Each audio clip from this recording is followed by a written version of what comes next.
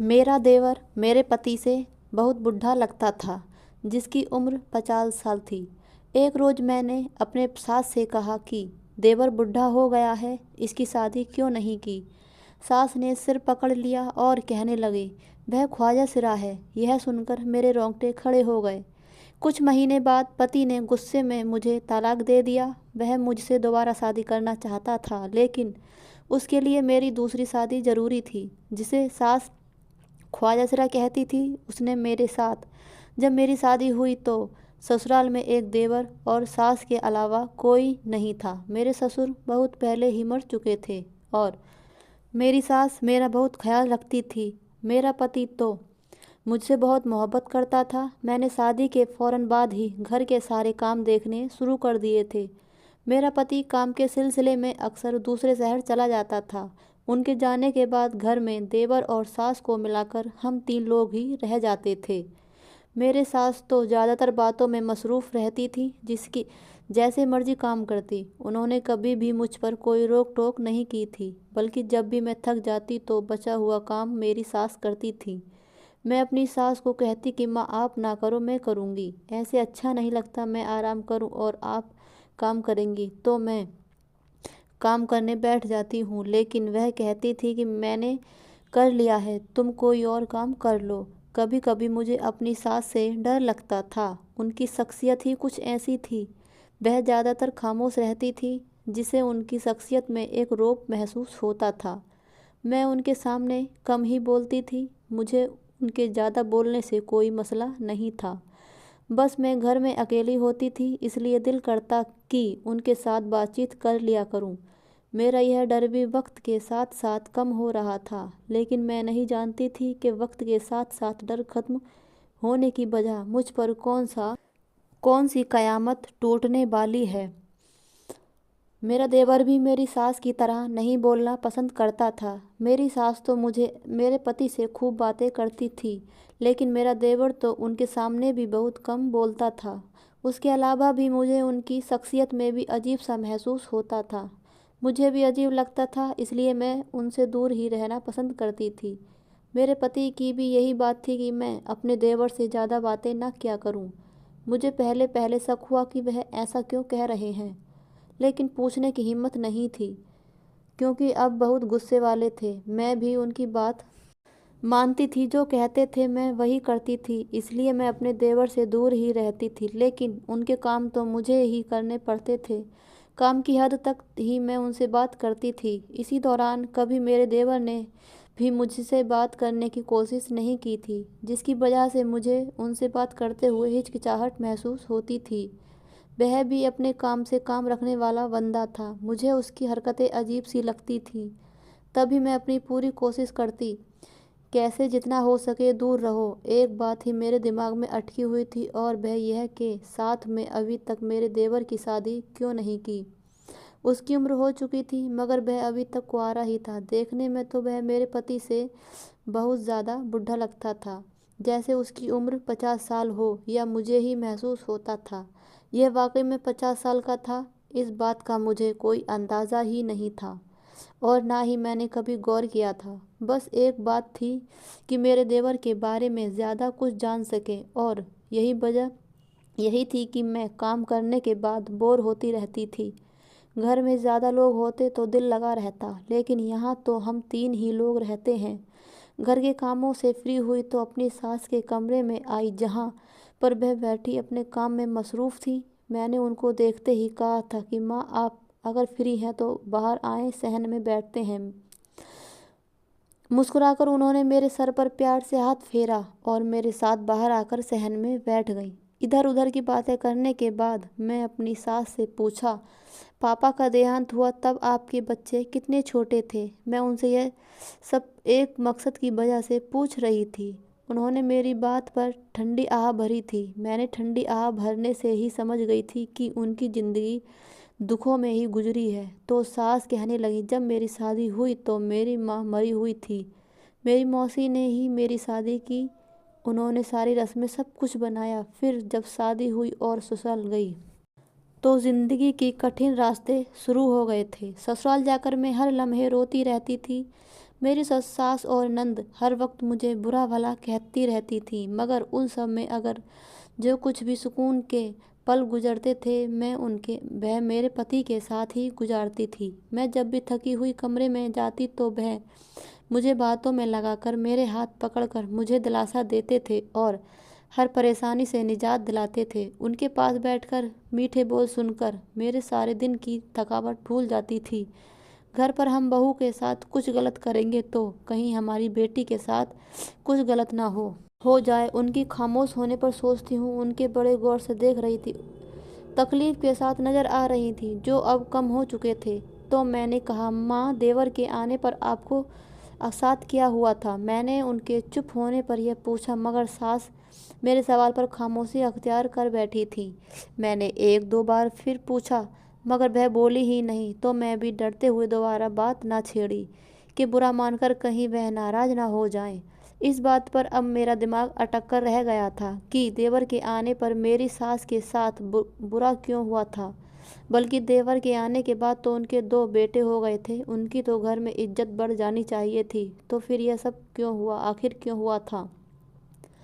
सास की अधूरी बात सुनकर अब मेरा दिमाग और ख़राब हो रहा था। मेरे दिमाग में सवाल चिपक कर रह गए थे, मगर मैं अब दोबारा अपनी सास से कुछ पूछ भी नहीं सकती थी। अगर पूछती तो ना जाने वह क्या सोचती। इस बारे में मैं क्यों देवर की बात में इतनी दिलचस्पी ले रही हूँ, इसलिए मैं चुप हो गई। कितने दिन तो इसी उलझन में रही कि सास और पति खुद देवर से बोलचाल लेते हैं, लेकिन मुझे पति ने बोलने से भी मना कर रखा था, जिसने मेरे दिल में एक परेशानी पैदा कर दी थी।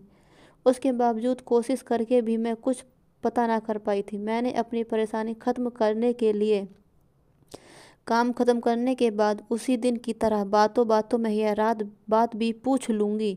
मैं पूरी रात तरह से यह सोच बैठी थी कि अब तो मैं अपनी सास से पूछ कर ही रहूँगी, क्या आगे ऐसा क्या हुआ था कि देवर की पैदाइश पर उनको शर्मिंदगी उठानी पड़ी। मैं फ्री हुई तो किचन से निकलने से पहले अपनी सास के लिए चाय बनाई, उनके कमरे में आ गई। मुझे अपने कमरे में देखकर सास बहुत खुश होती थी। अभी वह मुझे देखकर खुश हुई और जीती रहो बोलकर मेरे हाथ से चाय ली। उनको चाय देकर मैं भी उनके पास ही बैठ गई थी और बातों के दौरान उनसे हिम्मत करके मैं पूछ ही लिया, आपने नहीं कि देवर की इस दुनिया में आने पर आपको इतना दुख क्यों मिला, यह शर्मिंदगी क्यों उठानी पड़ी थी?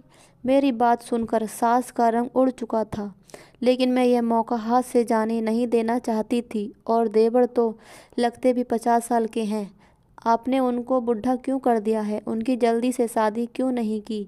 मैंने उनके पास बैठकर कहा तो मेरी बात पर सास ने सर पकड़ लिया और थोड़ी देर खामोश रहने के बाद कहने लगी, वह तो ख्वाजा सिरा है। यह सुनकर तो मेरे रोंगटे खड़े हो गए थे। मैं तो हैरान रह गई थी। यह सुनकर वह ऐसे लगता तो ना था, अगर देवर ख्वाजा सिरा था तो उसकी हरकतें अजीब क्यों ना थी। मेरे दिमाग में हजारों सवाल ने अपना डेरा जमा रखा था, लेकिन फिर सोचा, ऐसे झूठ कैसे बोल सकती हैं? भला इसका मतलब वह सच कह रही थी। शायद यही वजह थी उनकी ज़िंदगी में ससुराल में उनके सास और नंद ने और मुश्किल कर रखी थी। मैं यही सोच सोच कर खामोश हो गई। लेकिन यह भी सच था कि मुझे तो देवर में कोई ख्वाजा सिरा वाली हरकत नज़र नहीं आती थी। वह तो नॉर्मल चलते फिरते थे, लेकिन ख्वाजा सिरा का तो चाल चलन से ही पता चल जाता था कि वह कौन सी चीज़ का है। मेरे देवर की बातों ने मुझे सोचने पर मजबूर कर दिया, और वह यह कि मेरा देवर जब भी घर से बाहर जाता आंखों में सुरमा लगा लेता। मुझे उसकी यह हरकत बड़ी उलझन में डालती थी कि घर पर तो वह बिल्कुल ठीक ठाक होता है, मगर जैसे ही घर से बाहर जाता उसका हुलिया ही बदल जाता था। मगर वरना तो बाकी वह ठीक ठाक था। यह बात बस मुझे यकीन दिला रही थी कि वाकई वह ख्वाजा सिरा है। लेकिन ख्वाजा सिरा की पहचान बिल्कुल भी नहीं होती, मगर मेरा देवर तो ऐसा बिल्कुल भी नहीं दिखता था। वह तो नॉर्मल इंसान की तरह चलता फिरता था, बल्कि बोलता भी बिल्कुल सही और रौबदार आवाज़ में था। लेकिन फिर सोचती कि माँ अपनी ही औलाद के बारे में कुछ गलत तो नहीं बोल रही। सास की बातों पर यकीन करना आया, मगर उनकी बात सुनकर चुप रही। मेरे दिमाग में अजीब अजीब सी बातें जन्म ले रही थीं। समझ में नहीं आ रहा था क्या सच है और क्या झूठ। मैं काफ़ी देर इसी सोच में डूबी रही। तब मुझे कोई रास्ता नज़र न आया तो मैं गहरी सांस ली और कमरे से बाहर निकल कर आई। बातों में पता ही न चला कि दिन गुजर चुका था, शाम हो रही थी। मैं अपने कमरे से निकलकर किचन में गई। मैं सबके लिए पहले सब्जी बनाई। सर दर्द की वजह से चाय बनाने का सोचा। अभी मैं अपने चूल्हे पर पानी रखा ही था कि मुझे अपने पीछे किसी के कदमों की आहट महसूस हुई थी। पीछे देखा, मेरा देवर खड़ा था। मैं उसको देखकर डर तो गई थी, मगर फिर भी हिम्मत करते हुए पूछ ही लिया, देवर जी कुछ चाहिए था तो आपको? नहीं, बस पानी लेना था। पानी लेकर वह बगैर कोई बात किए किचन से बाहर निकल गए। तो मैं पहले ही सब में परेशान थी कि कुछ तो था जिसे हम सब अनजान में थे। उससे पहले कि मैं अपने देवर की हकीकत जान पाती, मेरी अपनी ही जिंदगी में तूफान आ गया था। उस रोज मेरे पति गुस्से में थे, मैं भी देवर को लेकर उलझी हुई थी और एक गलतफहमी पर मेरे पति ने गुस्से में मुझे तलाक दे दिया। मेरी तो दुनिया ही लुट गई थी। यह सदमा मेरे लिए किसी तूफान से कम नहीं था। मेरी तो पूरी दुनिया ही उजाड़ कर रख गई थी। मैंने पहले तलाक पर ही अपने पति पर बहुत मिन्नतें की थी, मगर उन्होंने मेरी एक न सुनी और मुझे तलाक दे दिया। लगातार रोने की वजह से मेरी आंखें थक चुकी थीं और मेरी आवाज़ भी बैठ गई थी। यहाँ से निकलकर मैं कहाँ जाती, मुझे तो कुछ समझ नहीं आ रहा था, क्योंकि मौसी ने शादी के वक्त यही कहा था कि अपने पति से निभा कर रखना। अब यही तुम्हारा घर है। मेरे लिए मेरा दुख बहुत बड़ा था। मुझे रोती देख सास भी आ गई। उन्हें भी सब पता चल चुका था। उन्होंने मुझे प्यार से बिठाया और अपने साथ मैं लेकर कमरे में चली गई। मुझे कुछ समझ नहीं आ रहा था कि अचानक मेरे साथ हुआ क्या है। बस रोए जा रही थी। 2 दिन तक मैं अपनी सास के कमरे में ही बंद रही थी। मैं मजबूर और बेबस थी। मेरा दुनिया में कोई न था। मैं यतीम थी। मौसी के बच्चों को तो मैं पहले ही पसंद नहीं थी। अगर तलाक के कागज़ लेकर उनके पास जाती तो वह लोग मुझे धक्के देकर घर से निकाल देते। वैसे भी बेइज्जती होती, इसलिए मजबूर होकर सास के घर ही पड़ी रही थी। जब से मेरे पति ने मुझे तलाक दिया था, तब से मैं इद्दत में थी। मैं दिन रात सास के कमरे में ही बंद रहती। थोड़े दिनों बाद मेरे पति ने ऐसी बात कही जिसने मुझे हैरत में डाल दिया था। वह अपनी गलती पर पछता रहे थे और मुझसे दोबारा शादी करना चाहते थे, लेकिन उसके लिए मेरी दूसरी शादी ज़रूरी थी। मैं उनकी बात मान भी लेती तो शादी वाली बात मुझे अच्छी न लगी थी। एक रोज़ मेरी सास ने मुझे अपने पास बैठाकर कहा, देखो बेटा, तुम थोड़ी समझदारी से काम लो और मेरी मानो तो इस बात का यही हल है कि तुम अपने देवर से शादी कर लो। घर की बात घर में ही रह जाएगी, ना लोगों को पता चलेगा और ना ही तुम्हारी बदनामी होगी। बात करते हुए मेरी सास लगातार मेरा हाथ थाम रही थी। उनकी बात ने मेरे सर पर आसमान तोड़ दिया था। मैं तो कुछ देर बोल ही नहीं पाई थी। अपनी सास के लगातार इसरार पर मैंने उनके सामने सर झुका दिया।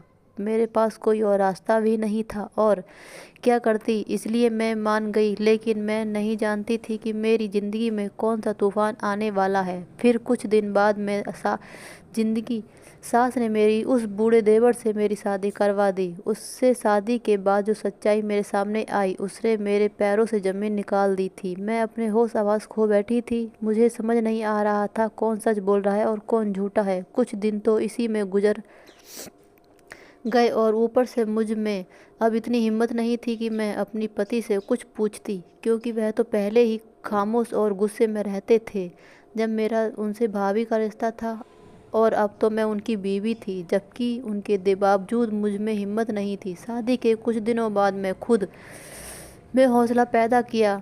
अपने 50 साल के बूढ़े पति से तलाक की बात करके रहूँगी, लेकिन उससे पहले कि मैं उनसे कोई बात करती, वह घर से ही चला गया था। मुझे तो समझ नहीं आ रहा था कि मेरे साथ हो क्या रहा है। मेरा पहला पति मुझे लगातार तंग करने लगा था कि अपने पति से तलाक की बात करो ताकि वह मुझसे दोबारा अपनी शादी में ले सके। मगर मैं बात किस से करती? मेरा पति तो कितने दिनों से घर ही नहीं आया था। शायद उसे पता लग चुका था कि मैं उससे क्या बात करने वाली हूँ, इसलिए वह मेरे सामने ही नहीं आ रहा था। मेरे पहले पति ने मुझे अकेले किचन में देखकर अंदर आने को कहा। अगर तुम उससे बात नहीं कर सकती तो मुझे बताओ, मैं बात करता हूँ उससे। बाद में उसकी मैं उसकी बात पर खामोशी से सिर झुका लिया था। अब मैं उनको क्या बताती, तलाक कैसे मांगूं? वह कितने ही दिनों से घर पर नहीं आए थे। घर आते तो मैं उससे कोई बात कर पाती, और जो सच्चाई मेरे सामने आ चुकी थी उसने भी तो मुझे हिलाकर रख दिया था। मैं किसी को मुंह दिखाने के काबिल ना रही थी। शर्मिंदा सी सबसे छिपती फिरती थी। मैं कई सोचों में डूब खड़ी थी, और पहले पति को उससे पहले कि मैं कोई जवाब देती, इस वक्त मेरे पति किचन में आ गए और बोले, तुम मुझसे क्या बात कर रही हो? मुझसे बात करो और उससे दूर रहो। अब मैं उसका पति हूँ। मैं उन दोनों भाइयों को आमने सामने देखकर डर गई थी।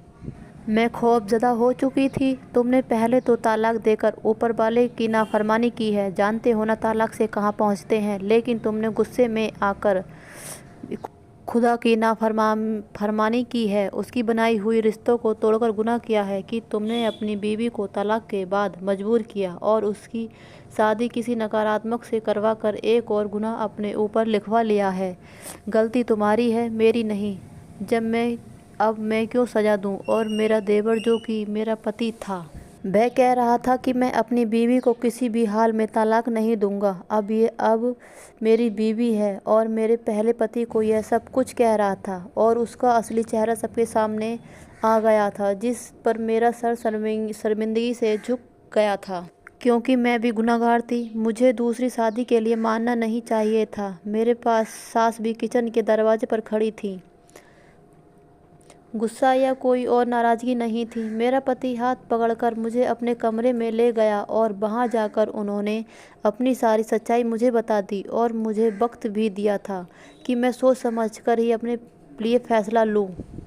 मैं हैरान थी कि जिसको मेरी सास ख्वाजा सिरा बोलती थी और मेरा पहला पति हिजड़ा कहकर पुकारता था, और ना ही ख्वाजा सिरा था, वह तो एक मुकम्मल इंसान था। यह तो मैं अपनी शादी वाली रात ही जान गई थी।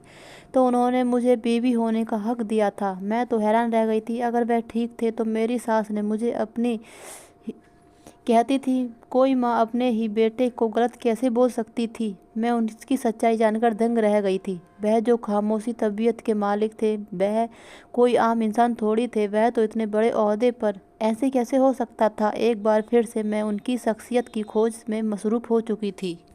मुझे सच में डूबे देखकर मेरे पति ने मेरा हाथ पकड़कर मुझे बेड पर बैठने को कहा। तो मैं जानता हूँ तुम्हें यह जानने के लिए बेचैनी हो रही है कि अगर मेरी सगी माँ ही मुझे ख्वाजा सिरा बोलती है तो फिर मैं ठीक कैसे हूँ। वह अपनी बात दोहरा कर मेरी तरफ देखने लगे, जैसे पूछ रहे हो कि मैं ठीक कह रहा हूँ ना।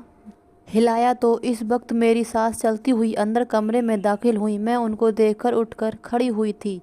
उन्होंने पास आते हुए मेरे सर पर प्यार से हाथ फेरा। मुझे कुछ फैसले पर अपने बेटे के पास बैठ गई। मैं जानती हूँ तुम्हारे दिमाग में बहुत सारे सवाल पैदा हो रहे होंगे, उनके जवाब देने ही आई हूँ। जब मेरा बड़ा बेटा हुआ था तो उस पर मेरी नंद और सास का ही कब्जा रहा था। वह उनकी संगत में रहता वह बहुत ही बिगड़ गया था, इसलिए तो मैं उसकी जल्दी शादी कर दी थी ताकि वह सुधर जाए। मगर उसने तो अपने ही हाथों से अपनी ज़िंदगी बर्बाद कर ली थी। मैं उसके पास उसके लिए क्या कर सकती हूँ? उससे बढ़कर और क्या सबूत होगा कि उसकी ज़िंदगी संवारने के लिए मैंने तुम्हारी शादी कर दी। गहरी सांस लेकर मुझे देखा और फिर मेरे पति की तरफ इशारा करके बोली, जब यह पैदा हुआ तो उसके बाप को शौक हुआ कि जो अरमान और बड़े बेटे के लिए सजा कर बैठी थी, वह लाड़ प्यार की वजह से अब वह तो करने से, इसलिए उन्होंने अपने ख्वाब के लिए मेरे छोटे बेटे को सोच लिया। बचपन की ही बात है, एक बार ये बहुत रो रहा था तो मेरी नंद ने उसे उठाते हुए यूं ही बोल दिया कि यह तो ख्वाजा सिरा है। तब से ही यह सारे मोहल्ले में मशहूर हो गया कि मेरा छोटा बेटा ख्वाजा सिरा है। किसी ने जांच करवाने की कोशिश ना की। सबको मौका मिल चुका था मुझे जलील करने का। मैं भी खामोश रही, क्योंकि पति ने कहा था जो सब हो रहा है उसको होने दो, यही इसके हक में बेहतर है। तुम जब ब्याह कर यहाँ आई थी, तुमसे भी सबकी तरह यह हकीकत छुपाई गई थी, लेकिन शादी के बाद जब तुम उसके कमरे में आई तो तुम पर उसका राज खुल गया। मैं सबकी नज़रों में एक ख्वाजा सिरा रहा। मेरा काम और भी आसान हुआ था। जानती हो, मैं दुबई का खुफिया एजेंट हूँ। हमारे लिए अपनी पहचान छुपाना ज़रूरी होता है। और जैसे जैसे बोलते जा रहे थे, मैं अपनी ही जगह दंग रह गई थी। अपने भाई के शादी में मेरे पति अपनी जगह बिल्कुल सही थे। मेरे पहले पति जल्दबाजी और बस अपनी ही सुनने और करने वाले थे। मैं भी अब उनके साथ नहीं रहना चाहती थी। बेशक खुदा हमारे लिए जो भी फैसले करता है वह हमारे हक में बेहतर होता है। मेरे पति के साथ रहने की हामी ही भर कर उनका मन बना दिया था। मेरे पति ने दूसरे शहर में ट्रांसफ़र करवा लिया था।